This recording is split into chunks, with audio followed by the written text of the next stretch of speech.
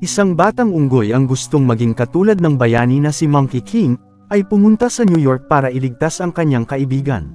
Tatlong nefarious demons naman ang gustong pigilan siya, kaya tumulong sa kanya ang Master Pig na si Bodgy. Ngayong araw, ikikwento natin ang istorya ng Monkey King Reloaded. Nagsimula ang pelikula sa isang zoo, na kung saan maraming unggoy dito ang naglalaro kasama ng lahat. Dumating naman ang kanilang tagapag-alaga na si Gugu, at tuwang-tuwa na nagsilapitan ang mga alagang hayop sa kanya para kumain. Pero ang iba ay nag-practice muna ng Tai Chi sa pangunguna ng guro nila na si Fu, at sa gitna ng kanilang pagsasanay, may narinig silang monkey claw na ginawa naman ng lahat. Sumunod ay may narinig ulit silang back fist of fire kaya sumunod na naman ang mga estudyante. Napansin ng guro na nasa likod pala nila ang maliit na unggoy na si Sonny, kaya tinanong niya ito kung anong ginagawa niya. Pinaliwanag ni Fu na ang Tai Chi ay ginawa para hindi maging mabilis, para magkaroon ng disiplina at balanse ang sinumang gumagawa nito. Sinabi ng bida na meron na siyang disiplina at balanse, kaya umakyat siya sa puno at tinatawid ang mahabang tali papunta sa kabilang dulo nito. Nagawa niya pang magpakitang gilas at lumundag-lundag sa may tali, hanggang sa tuluyang napatid ito at lumambitan ang bida sa kung saan-saan. Sa huli, gumulong siya sa may lupa at tumapon ang mga prutas, sabay ng pagdating ng nagagalit na may-ari ng zoo. Pagkatapos siyang gamutin ni Gugu, napansin niya ang kakaibang background ng nasa monitor. Ipinaliwanag ng babae na computer background lang ito. Kaya kumuha sila ng iba't ibang mga litrato sa kung saan saang lugar kabilang ang may alien na monster, at ang huli ay ang larawan ng New York City na may building. Kinagabihan, habang busy sa trabaho si Gugu, may nagpakita sa kanyang tatlong nefarious demons, sabay sinabi ng may hawak ng apoy na kailangan daw siya ng boss nila nang maayos ang kalagayan.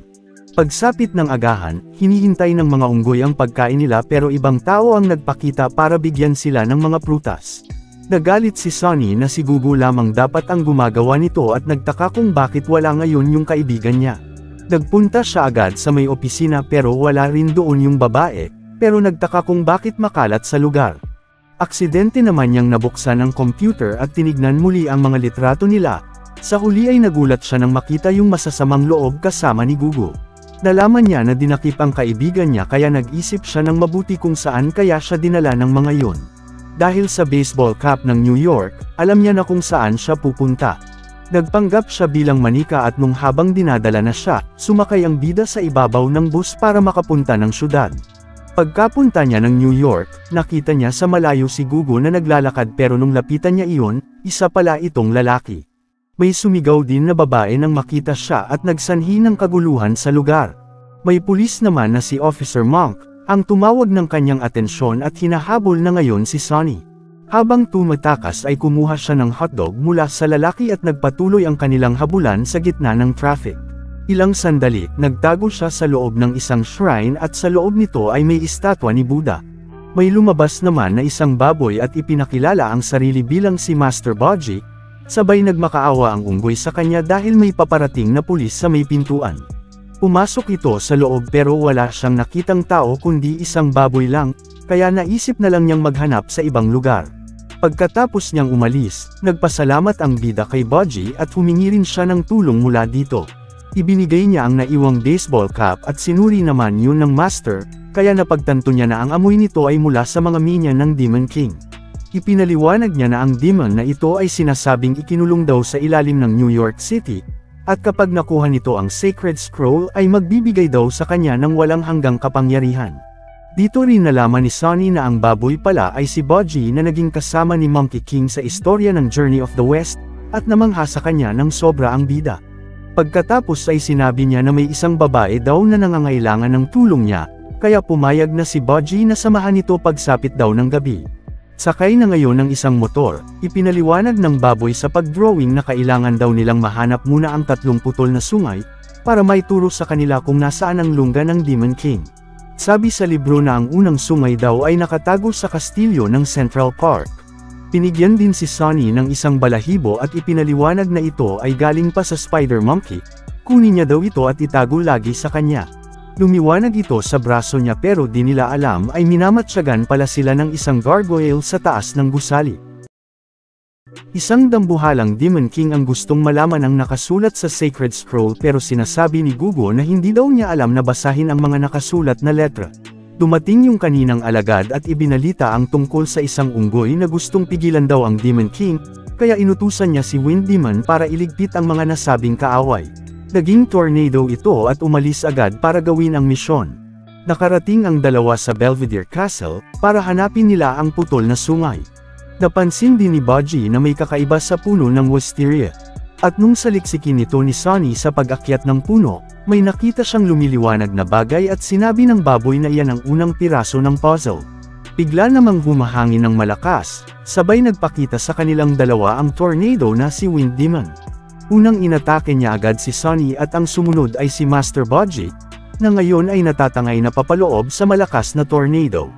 Hinabol din ng kalaban ang unggoy pero naisip niya na umakyat sa gusali gamit ang mga baging, pero nahulog siya hila-hila ito na siyang pagbagsak ng malalaking bloke ng semento. Tumama naman ito sa kalaban na nagresulta ng pagkawala nito ng balanse at tuluyang bumagsak sa lupa. Sa loob ng ice cream truck, tinuturo ng sungay ang susunod nilang pupuntahan. Pinigyan ulit si Sonny ng pangalawang balahibo ng spider monkey. Pagkapikit niya ng mata ay binanggit din ng mga salitang ako ay isang gorilla na maraming beses. Sumunod ay lumiliwanag ang buong katawan niya, na umuuga na ngayon sa buong sasakyan. Tinignan ng driver kung anong nangyayari sa likod ng truck at nang pagkabukas niya nito, isang dambuhalang unggoy na ngayon ang sumisigaw sa kanya kaya siya ay natakot. Balik sa Demon King, isang maliit na daga ang lumapit sa kanya na may dalang impormasyon.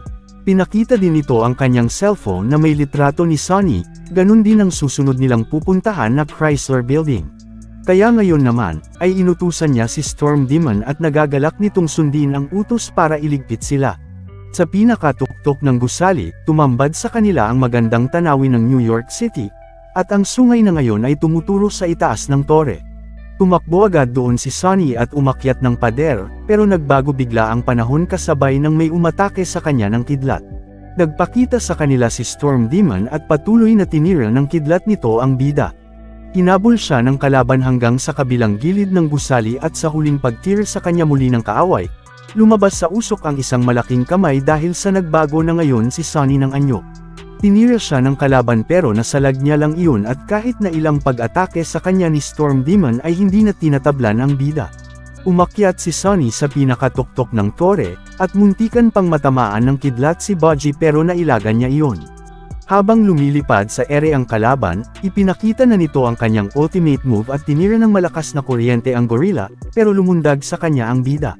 Pinilit na makatakas ng kalaban kaya naglabas ito ng kuryente na nagpatulak sa kanilang dalawa. Kumanda na muli ang sikat ng araw at may purong liwanag ang tumalbog sa mga salamin at direkta nitong itinuro ang tuktok ng gusali. Pinuntahan yun ng bida at nakita ang pangalawang piraso ng sungay. Habang naglalakad si Sonny sa gitna ng kalye, pinagalitan siya ni Budgie dahil nasa New York daw siya ngayon at delikado yung ginagawa niya. Sabay may nanghuli sa kanila na ikinagulat ng dalawa. Iyon pala ay yung dating pulis iyon na matagal na silang hinahanap. Sa loob ng sasakyan, pinagsabihan sila ng pulis na bawal daw ang wild animals dito sa syudad. Sumunod ay dinala sila sa kalapit na petting zoo kaya nagalit dito si Sonny sa may pulis. May kumuusap naman sa kanya na isang unggoy din at nagtataka ito dahil kinulayan daw niya ang kanyang balahibo. Pinalibutan din siya pagkatapos ng iba pang mga unggoy, sabay pinag-aagawan pa siya ng dalawang babae. Sumunod ay tinawag siya ni Master Budgie sa kabilang bakod, at dito niya ibinigay ang sungay sa kanya na ngayon ay tumuturo sa nakatalikod na elepante. Tumunog ang sagradong bagay na narinig ng malaking hayop at nakita rin nila sa wakas ang huling piraso ng sungay. Sa kampo ng Demon King, ibinalita ng ibon sa kanya na nasa petting zoo na ngayon ang dalawang bida, kaya inutusan niya ang Fire Demon na bisitahin sila doon. Balik sa bida. Pinigyan ng ikatlong balahibo ng Spider Monkey si Sonny, pagkatapos ay lumapit siya sa kulungan ng elepante at ginamit ang lumiliwanag na balahibo para sigawan ng malakas ang bakal na selda. Nadistorbo ang ibang mga hayop dito at sa sobrang lakas ay bumaluktot ang pintuan sa harapan niya. Nagpakita naman ang pangatlong minion at naglabas ng apoy sa kamay. Tinira ang bida ng mga bola na apoy at sunod-sunod na sinundan nito hanggang sa gumulong siya kay Budgie. Sumunod ay ginamit niya na ang pagpapalit anyo na maging gorilla, at matagumpay na napigilan ang kapangyarihan ng kaaway.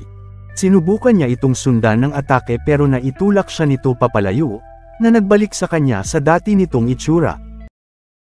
Tumira ulit ng apoy ang kalaban pero nasalag ito ng duyan na gulong, at ginamit na ngayon ni Sunny ang kapangyarihan niyang sigaw dito. Tumalsik ang ilang mga apoy sa Fire Demon at nagawang masipa ito ng bida. Tumulong din ang elepante na buhatin ang kalaban sabay paghagis nito sa ere. Tumalon din si Sunny at sa huling atake niya, sinigawan niya ang kalaban ng sobrang lakas, kaya nagtagumpay ang bida at nagdiwang ang mga unggoy. Malugod na ibinigay sa kanya ng elepante ang sagradong sungay, sabay sinabi ni Baji na may butas sa kulungan sa banda doon. Sumunod ay napadpad sila sa ilalim ng sewer ng syudad, na kung saan itinuturo na sa kanila ng sungay ang daan papunta sa Demon King. Ilang sandali, nakita na ngayon ni Sunny ang kaibigan niya, pero pinigilan siya ng baboy dahil sa malapit lang ang kalaban. Natutulog din ang iba pang mga nefarious minion kaya matahimik na bumaba ang bida para puntahan si Gugu. Paglapit niya dito, nagpalit siya ng anyo bilang isang gorilla at sinira ang kadena ng kaibigan. Kumising siya at nagulat pero nung bumalik ito sa dating anyo ay nakilala niya si Sunny at natuwa siyang makita ulit. Umakyat na ngayon sila sa itaas at dito ipinakilala ni Sunny ang kasama niya na si Master Baji. Paalis na sana sila pero may gusto daw na munang kunin ang bida na ikinagulat ng baboy. Itinuro ni Sunny ang golden tiara sa ibaba pero na-disappoint ang master sa kanya dahil hindi niya ito kailangan para lang meron siyang ipagmayabang sa iba. Nag-away silang dalawa at pinilit pa rin ng bida ang gusto niya, kaya agad na pinuntahan ang tiara. Nang makuha niya ito, sorpresa namang may bumagsak na kulungan sa kanya, at nagising din ang lahat ng mga kalaban. Nakita rin siya ng Demon King sa personal at hinuli muli si Gugu ng isang minion. Sumunod ay binigay rin sa Demon King ang kanyang sungay na kumumpleto sa kanyang malakas na kapangyarihan. Sinabihan din si Sunny na katulad din daw siya ng Monkey King na hindi matanggihan ang kinang ng ginto, kaya tinuwanan siya ng lahat. May kumpiyansa na nagpalit ng anyo ang bida na sumira ng Zelda, pero ikinulong siya ulit ng Demon King sa loob ng kapangyarihang bola. At pagkatapos na manghina siya, napunta sa kalaban ang 3 balahibo ng Spider Monkey at ibinigay ang mga iyon sa lahat ng kanyang mga minion. Pagkatapos nun, napilitan si Gugu na basahin ang mga letra ng sagradong scroll na siyang nag-trigger ng natatago nitong kapangyarihan para palayain ang Demon King sa sinumpa niyang kulungan. Nagulo din ang syudad sa ibabaw nila, at natuwa ang kalaban sa pagkakalaya nito sa wakas. Samantala, nakita ng pulis ang literatura ng tungkol sa Monkey King at ang dalawang kasamahan nito. Dito niya ngayon naalala kung sino talaga siya nung nakaraang buhay niya, at naalala rin ang misyon nila ni Monkey King. Lumabas na ngayon ng imburnal ang dalawa at habang nag-iisip kung saan sila susunod na pupunta, tinawag sila ng pulis at sinabi na gusto niyang tumulong sa kanilang misyon. Sa loob ng museum, malugod na tinanggap ng host ang mga bumisita sa pagbubukas ng Ancient China exhibit. Sorpresa namang nagpakita sa kanila ang Demon King kaya nagsitakbuhan ang mga tao palabas ng gusali. Pero hinarang sila ng mga nefarious minion sabay pag-anunsyo ng Demon King na siya na ngayon ang dapat nilang hirangin bilang unang hari ng New York. Dumating naman sa eksena ang 3 mga bida at natuwa si Gugu nang makita ulit ang kaibigan. Unang umatake si Storm Demon pero nailagan ito ng bida, at naglambitin din sa may tali, sinubukan din siyang tirahin ng apoy ng kalaban habang hinahabol na ngayon ng Wind Demon. Ilang sandali, tumira ng fire breath ang kalaban at aksidenteng natamaan ang kasamahan nito. Pagkatapos ay hinabol din siya ni Storm Demon sa ibabaw ng mga estatwa. Nainis si Wind Demon kaya gumawa ito ng tornado pero lumundag si Sunny sa kanya, at dinala para may sama din yung isa sa loob ng hangin. Nagbuga ng apoy yung kalaban sa loob, at tumira ng kidlat itong si Storm Demon na nagresulta ng malaking pagsabog, ngunit buti na lang ay nakaligtas dito ang bida. Sa labas ng gusali ay nagwawala itong si Demon King at nagawang may hagis ang unggoy sa ere. Nakagawa ito ng parang parachute at sa gitna ng pagtira, tumulong yung pulis sa pag-atake ng kalaban, ganun din si Baji na inatake ang paa para mawalan ito ng balanse. Napansin naman ng bida ang dating sandata ni Monkey King, kaya kinuha niya yun sabay ng pagliwanag ng buong kapaligiran.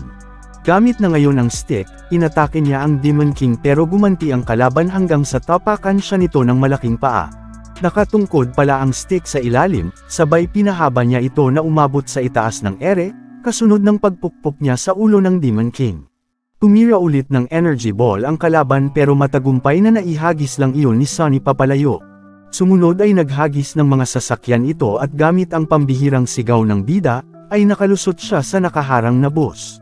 Ginamit na ngayon ni Sunny ang sobrang bilis niyang pagkilos at bigla ring dumami.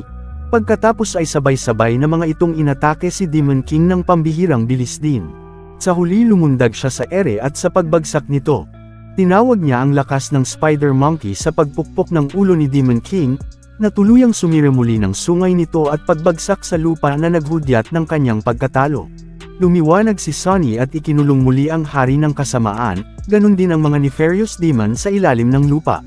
Natapos ang pelikula na nakauwi na silang dalawa sa dati nilang zoo, at binati ang bida na nasa balita daw siya, at natutuwa sila dahil natalo niya ang Demon King. Nagdiwang sila sa pagtugtog ng musika at pagsasayaw kasama ng lahat, at bumalik ulit siya sa paggawa ng Tai Chi kasama ng kanyang guro. Mag-subscribe para makapanood ng mga video na katulad nito. Hanggang sa muli kaibigan.